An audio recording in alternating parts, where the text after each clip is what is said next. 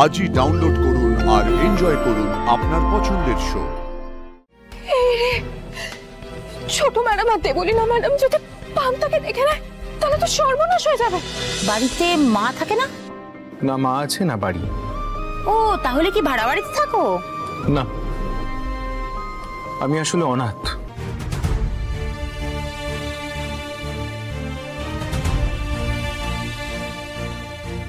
ছোটবেলায় বাবা মাকে হারিয়েছি, তাই ছোটবেলা থেকে অনাথ আশ্রমেই বড় হয়েছি।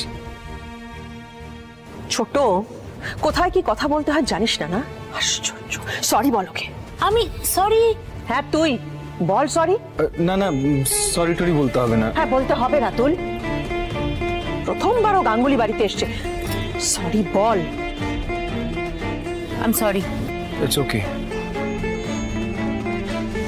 আরো দুটো সিঙ্গারা দি। এই না না, আর খেতে পারবো না। ও মা, খুব পারবেন, দাঁড়ান এই নিন।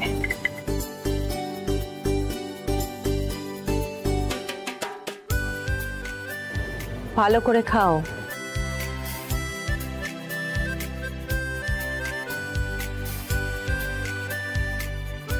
Thank you ma'am. আমি ভাবিনি প্রথম দিনই আমি এখানে এতটা ভালোবাসা পাবো, বাড়ির তৈরি খাবার পাবো। আপনি অনুমতি দিলে আপনাকে একবার প্রণাম করতে চাই।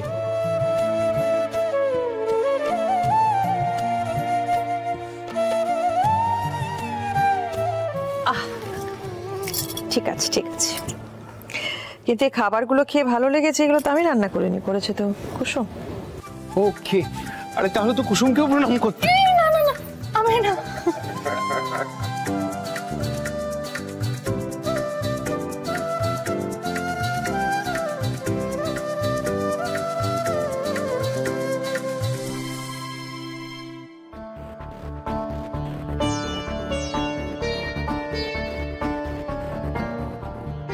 তুমি কি ভাবছো আমি কিন্তু সেটা বেশ বুঝতে পারছি ইন্দ্রাণী।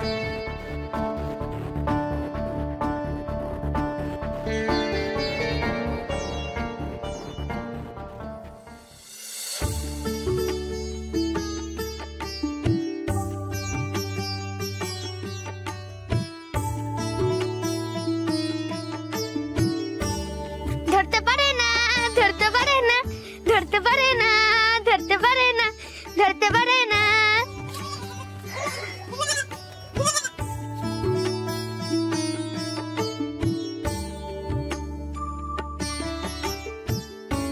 ফান্তা, হাঁপিয়ে গেছি রে, তুই একটু দাঁড়া, আমি জল খেয়ে আসছি।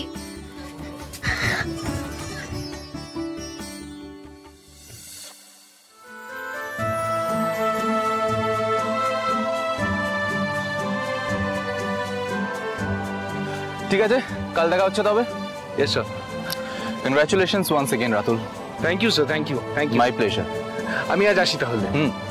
এই দাঁড়ান দাঁড়ান দাঁড়ান দাঁড়ান দাঁড়ান। কি হয়েছে কুসুম? এটা আপনাকে দিতে এলাম। এটা আবার কি?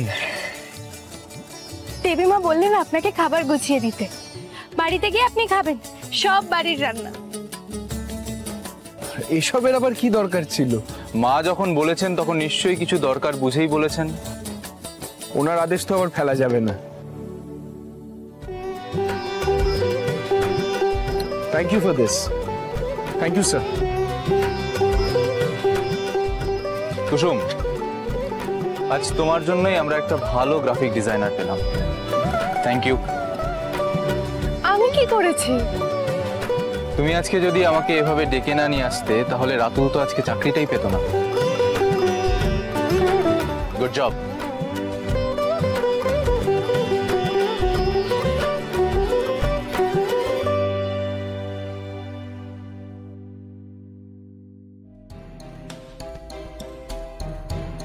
বাড়িতে থাকতে আমার আর ভালোই লাগে না বলি না, বাড়িটা যেন গরিব আর অনাথে ভরে গেছে। হ্যাঁ, কদিন বাদে দেখবে গাঙ্গুলি বাড়ি পুরো অনাথ আশ্রম হয়ে গেছে।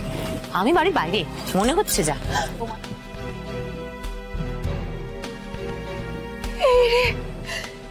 ছোট ম্যাডাম আর দেবলীনা ম্যাডাম যদি পান্তাকে দেখে নেয় তাহলে তো সর্বনাশ হয়ে যাবে।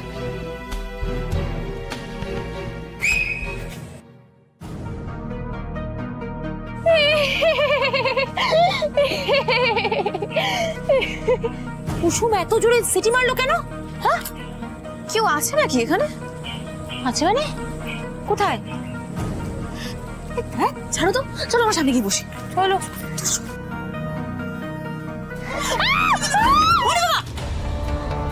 সর্বনাশ, এবার কি হবে?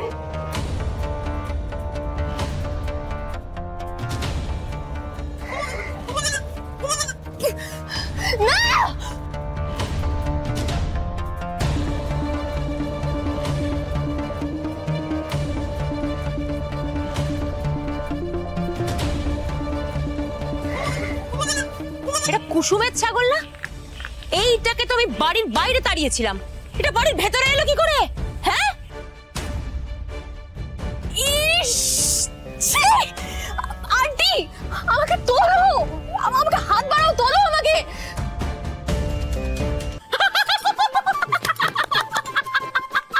হাসছো তুমি?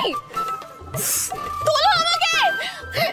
এই নিজের মুখটা দেখো, পুরো কাদা লেগে গেছে। মা, পান্তাকে দেখে ফেলেনি তো কেউ?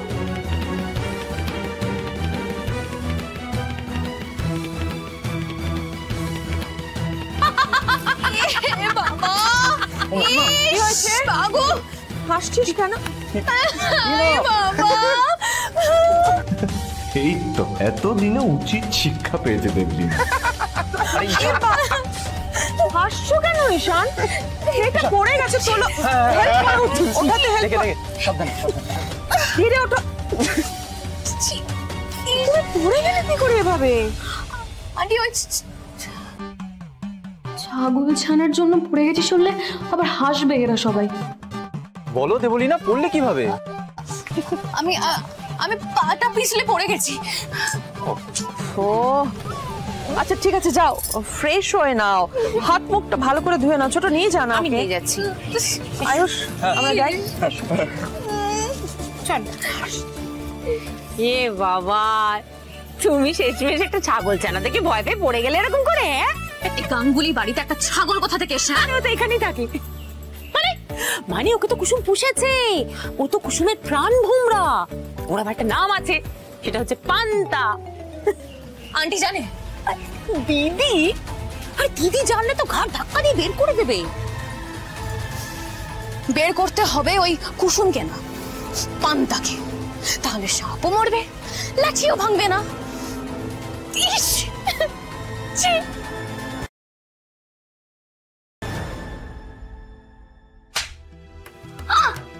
লাগে তো, লাগে এই জন্য তো মারলাম। কেন কি করছি আমি বল?